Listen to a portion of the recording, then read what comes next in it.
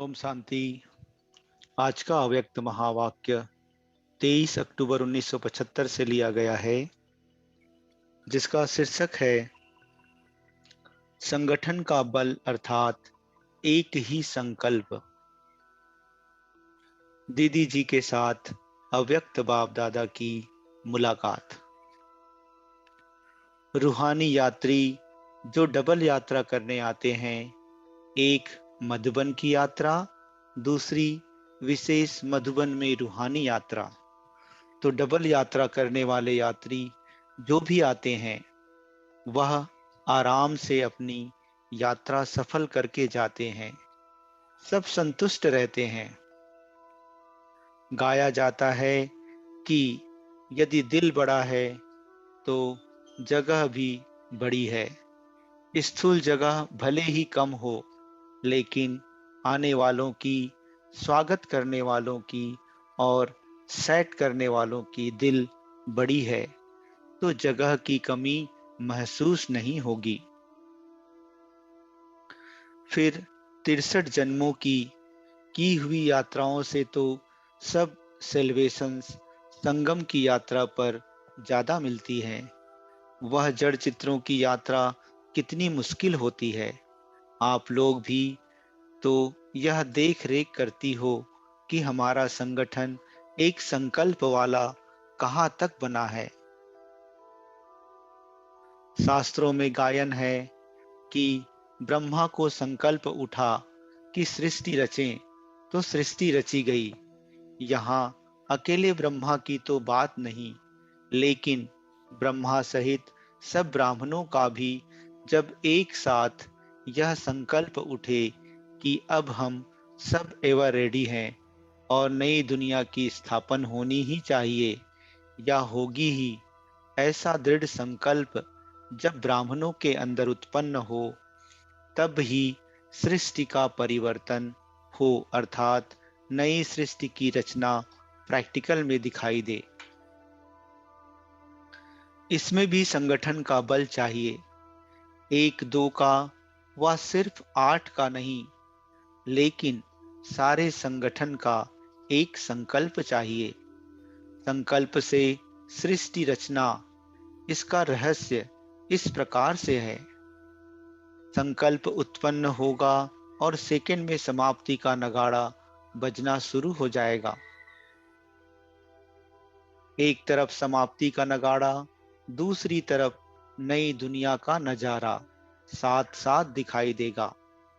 वहां ही विनाश की अति होगी और वहां ही जलमयी के बीच चारों ओर विनाश में एक हिस्सा धरती और बाकी 3 हिस्सा तो जलमयी होगी ना। यह जो सभी पीछे पीछे अनेक धर्मों के कारण अनेक देश बने हैं, वह अनेक धर्म जब समाप्त होंगे तो अनेक देश भी एक सैरगाह के रूप में जल के बीच एक टापू के मुआफिक हो जाएंगे। तो एक तरफ विनाश की अति के नगाड़े होंगे, दूसरी तरफ फर्स्ट प्रिंस अर्थात श्री कृष्ण के जन्म का आवाज बुलंद होगा। वह पत्ते पर नहीं आएगा। दिखाते हैं ना, जलमयी के बाद पत्ते पर श्री कृष्ण आया। 3 हिस्से जलमयी में होने के कारण भारत जब परिस्तान बनता है तो उसको जलमयी दिखा दिया है। ऐसे जलमयी के बीच पहला पत्ता जो फर्स्ट आत्मा है, उसके जन्म का चारों ओर आवाज प्रसिद्ध होगा कि फर्स्ट प्रिंस प्रत्यक्ष हो चुका है, जन्म हो चुका है। तो वह भी अति में होगा, अर्थात जलमयी के 3 हिस्से का नजारा होगा और एक हिस्सा भारत परिस्तान के रूप में प्रकट होगा। जो दिखाते हैं कि सोने की द्वारिका पानी से निकल आई, लेकिन पानी से नहीं, 3 हिस्से पानी में होंगे, इसलिए पानी के बीच सोने की द्वारिका दिखाई देगी। इसलिए कहते हैं कि सोने की द्वारिका पानी से निकल आई।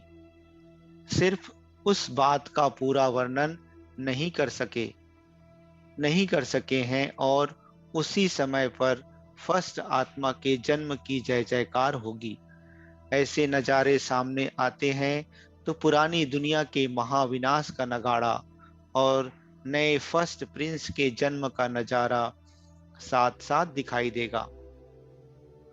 जैसे नगाड़ा बजाने से पहले नगाड़े को गर्म किया जाता है, तब आवाज बुलंद होती है। यह भी योग अग्नि से नगाड़ा बजने के पहले तैयारी चाहिए, तब नगाड़े में आवाज बुलंद होगी। इंतजाम में लगे हुए हो ना? इंतजार करने वालों को भी इंतजाम में लगाओ, तब जय जयकार हो जाएगी। जब शरीर को चलाना आ जाएगा, तब राज्य चलाना आ जाएगा। शरीर को चलाना अर्थात राज्य करना, तो राज्य करने के संस्कार भरने हैं ना। नॉलेज फुल कहा जाता है, तो फुल नॉलेज में तन, मन, धन और जन सब आ जाता है। अगर एक की भी नॉलेज कम है तो नॉलेज फुल नहीं कहेंगे। समझा? सदा सफलता मूर्त बनने का आधार भी नॉलेजफुल है। नॉलेज नहीं तो सफलता मूर्त भी नहीं हो सकते। समय के प्रमाण पुरुषार्थ की गति भी तीव्र होनी चाहिए। समय की रफ्तार तेज है और चलने वालों की रफ्तार ढीली है, तो समय पर कैसे पहुंचेंगे? एक बल, एक भरोसा, यह है मुख्य सब्जेक्ट। हर समय एक की ही याद में एक रस रहना, इसी पुरुषार्थ में ही सदा सफल हो तो मंजिल पर पहुंच ही जाएंगे। जो अटूट स्नेह में रहते हैं उनको सहयोग भी स्वतः प्राप्त होता है। मुरली है लाठी, इस लाठी के आधार से कोई कमी भी होगी तो वह भर जाएगी। यह आधार ही अपने घर तक और अपने राज्य तक पहुंचाएगा, लेकिन लक्ष्य से, नियम पूर्वक नहीं, लेकिन लगन से। तो लगन से मुरली पढ़ना व सुनना अर्थात मुरलीधर की लगन में रहना। मुरलीधर से स्नेह की निशानी मुरली है। जितना मुरली से स्नेह है उतना ही समझो मुरलीधर से भी स्नेह है। सच्चे ब्राह्मण की परख मुरली से होगी। मुरली से लगन अर्थात सच्चा ब्राह्मण। मुरली से लगन कम अर्थात हाफ कास्ट ब्राह्मण। अच्छा, ओम शांति।